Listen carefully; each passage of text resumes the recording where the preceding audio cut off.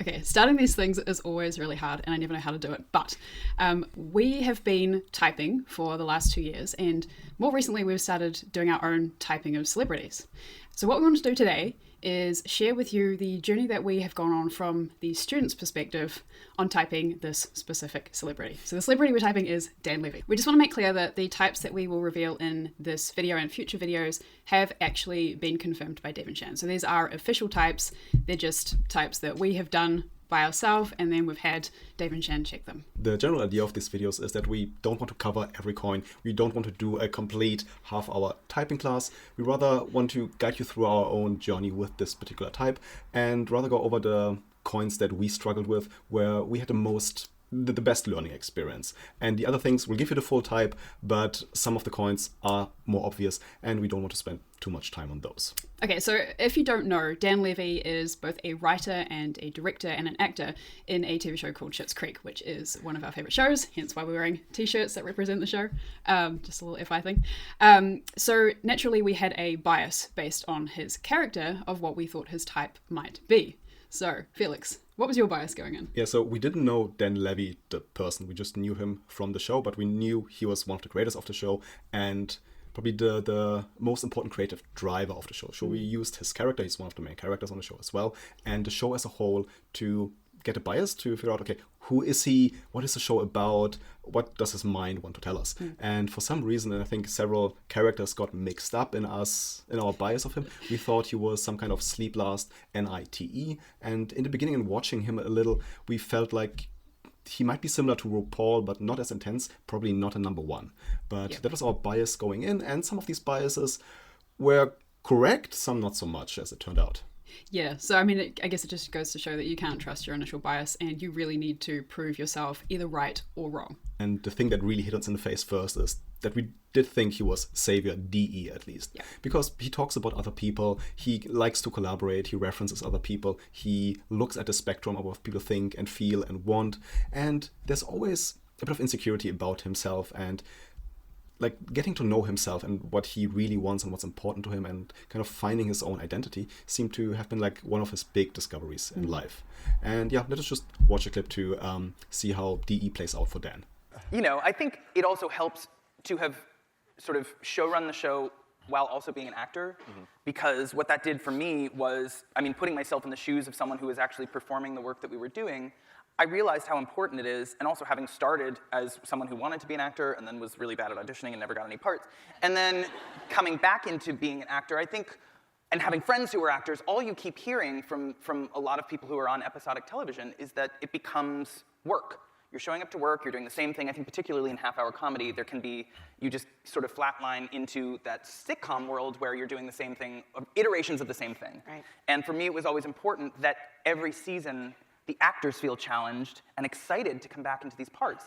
That's what's going to get people motivated. That's what's going to have your cast feeling excited and, you know, and sort of feverishly wanting to do more, is to constantly challenge and to know that even the smallest part will have an arc, that you will have something to work with and that you have places to go.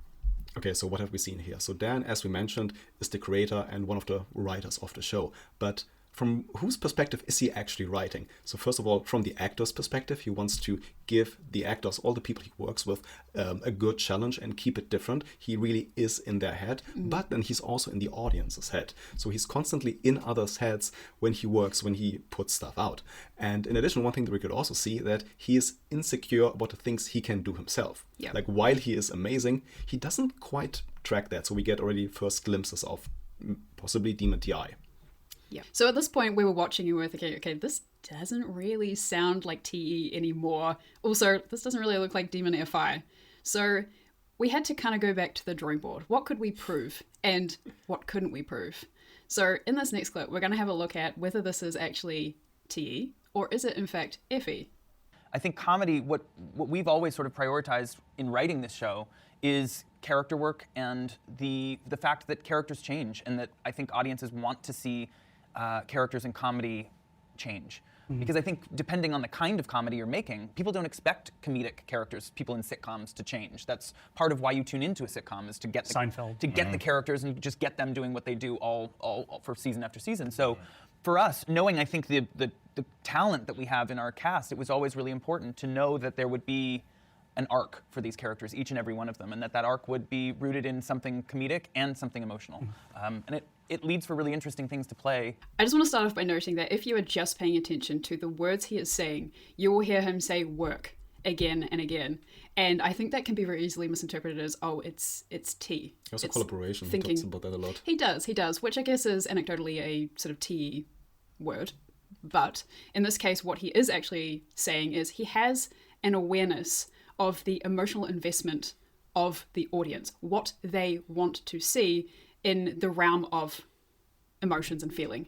And what is important for the show, what is important for the audience. He's talking about priorities. Yeah.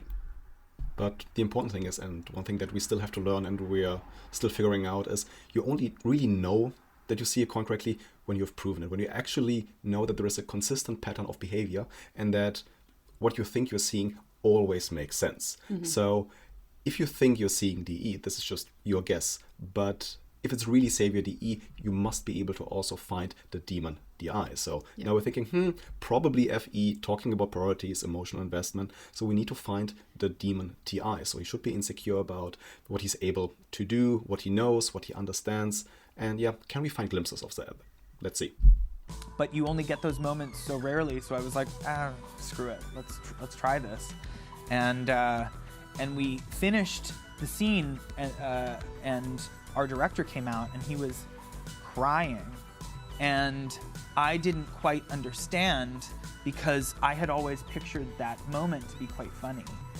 And the rest of our team behind the cameras were crying, and I remember thinking, like, I don't understand. I don't know what's going on. Do you think you had done it wrong? I thought I had done it wrong.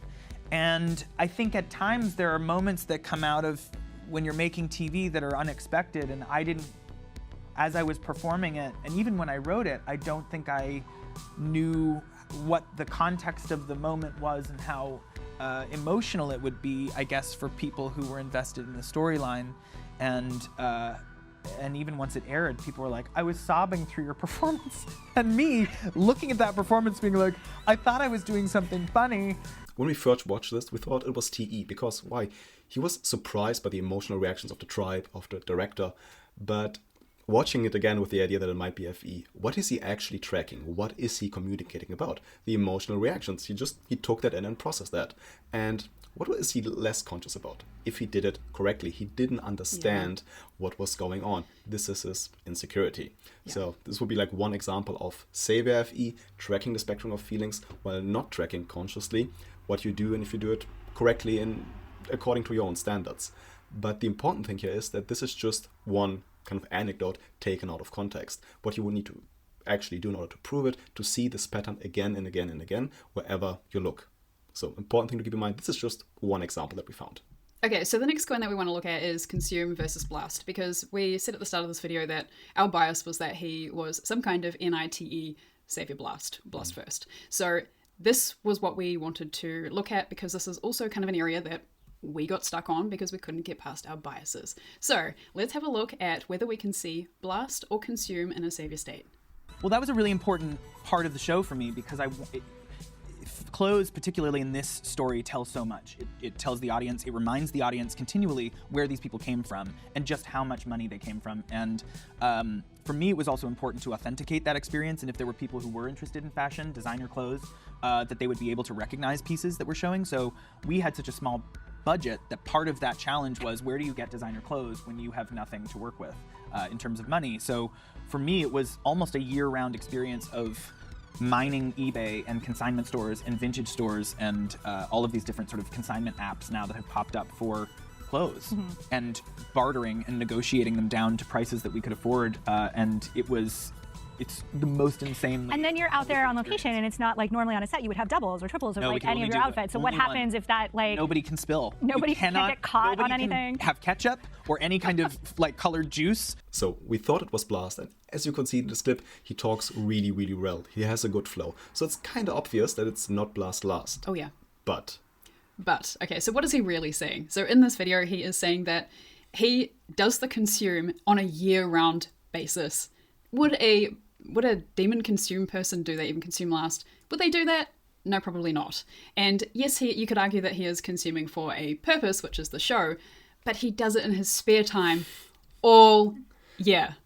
So, I mean, I think that just proves that it's not demon consume. And also look at the state. Like, he is embarrassed about the amount of consume that he does. We're usually not embarrassed that we do our demons. We're proud of them. We're showing them off. We peacock. But it's like, I develop an addiction. Oh my God.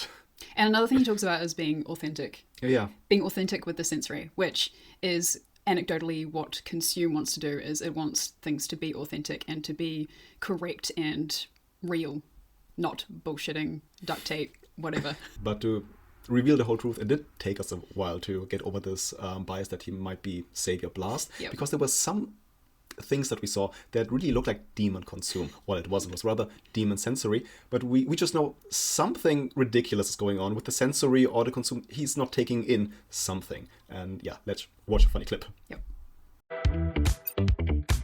Okay, so this is arguably going to be the most divisive essential on my essentials list. When I am in dark times, oftentimes I will turn to bubble tea. Now, people at home are probably saying, Dan, you're disgusting. I'm changing the channel. That's fair. A lot of people agree with you. I don't know. I don't know what to say. I always turn to a bubble tea when I need one the most. Now, these are not my flavors, but they are for somebody. I prefer a traditional black milk tea with a normal tapioca pearl. And a pearl is what bubble tea drinkers refer to as the bubbles at the bottom of the glass. You'll get to know the vocabulary the more you wade into the waters of bubble tea land. I'm gonna try this one. This seems to have like an apricot pearl, which scares me a bit. I'm not gonna lie. Oh, absolutely not. Nope. Oh, they explode. Okay, don't get the ones that explode in your mouth. That has some sort of jam inside that just burst in my mouth, and now I'm feeling lightheaded. I would recommend a black milk tea with a traditional tapioca pearl. Oh, wait, so you like boba tea? I guess I like boba. Do we have to amend this? I guess so. We're making a quick amendment to that last thing. I have since learned that boba and bubble are two different things. Bubble is what I was drinking. I do not love bubble tea. I like boba tea. Boba are the tapioca pearls. So that's the latest with me. So in this clip, Dan teaches us confidently about his about how much he likes bubble tea. Yeah. He talks about it. He even makes fun of people who don't like it. Like, you see like a little bit of double deciding there too. And it's with complete confidence, like he knows what he's talking about, like he's this fine connoisseur, while not even knowing what the actual name of the thing is that he likes. So this is why we're thinking, okay, this must be demon consume. He's just bullshitting and teaching without actually taking information in. Yeah, and I also just want to note that at this point we were pretty sure that he was demon sensory to start with. Yeah. So it was kind of like, is this demon sensory and demon consume? Or is it just demon sensory? And the correct interpretation of this clip is that it's actually demon feminine sensory, but he has savior consume. So he knows that he likes tea with balls in it, but he doesn't know that it's not called bubble tea, that it's actually boba tea. He doesn't care. The actual name of the tea that he likes doesn't matter. He just knows that he likes tea with balls in it.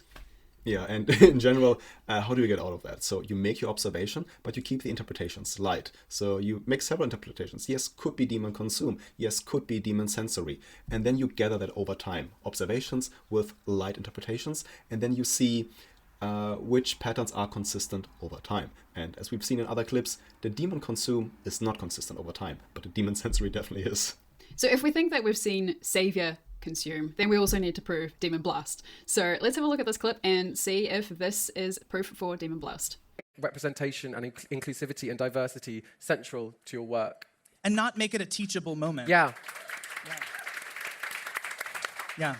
I feel like we don't like being taught. No. As humans, I feel like there's a retaliation to being taught. We get defense. We get defensive because it makes us feel like we don't know something. But if you have a conversation about something, it's a far more inviting space to change people's minds and to talk about things that live outside of our comfort zones. Yeah, and I'm thinking, like, when I was a kid, the only queer representation was someone like Queer as Folk, and I'd have to stay up really late. I'm so old that we didn't have remote control, and I was ready to, like, turn the volume down and change the channel. Yeah. And, like, but there was nothing in just normal TV that my whole family would have sat down and watched together, and that's what you gave people. It's a gift. Well, I appreciate that. Yeah, it was fun. It was nice to be able to do. And nice to be able to do with my family. In this clip, he is saying that it's basically he's projecting, people don't like to be taught, people don't like to be blasted at. Preached at. And then there's also some demon TI there because it makes us feel stupid. So that's kind of the interpretation that we took from that clip there. Yeah, he just wants to tell a story and then allow people to take whatever they want from it Yep. without preaching at them with a specific goal, with a specific takeaway that he wants to give them. Yep. So the reason why we struggled with typing Dan was because we just couldn't get past our biases at the start. We thought we knew his type, and then our brain put this lens over the top, and then we couldn't see anything but that type for a period of time. So how did we get out of this? Well, this is where you need to cross-check everything. So if, like we said before, if you think you're seeing a savior part, you need to also prove the demon side of that coin. So you need to prove both sides, otherwise it doesn't count. And this is where we found that we thought we were seeing TE, but we couldn't actually prove demon FI. So we had to go back to the drawing board. And when you're at the drawing board, how do you prove something? Or rather, the important point is that you need to be aware that you don't know what coin it is until you actually have proven it. So you need to look for the consistent patterns over time. So gather your observations, make light interpretations, gather lots of interpretations, and then look for consistency over time. And of course, always think about the state, like what is obvious to them, what is natural to them, where do they feel maybe a little embarrassed, and what do they paint as rather negative, but also as the thing they might be proud of when they actually do it. So really remain light with your interpretations, look for proof, and gather consistent patterns over time. And here's Demon Blast. My Demon Blast. But if you take like one thing from this whole mini class that we did on Dan Levy, just go and watch Schitt's Creek. It's one of our favorite shows. We absolutely love it. We already watched it multiple times. Just watch it. It's amazing. And you'll be so much happier for having watched it. And here's a TI doing FI. Next step is to fold in the cheese. What does that mean? What does fold in the cheese mean? He folds it in. I understand that, but how do you fold it? Do you fold it in half like a piece of paper and drop it in the pot, or what do you do? David, I cannot show you everything. Okay, well, can you show me one thing?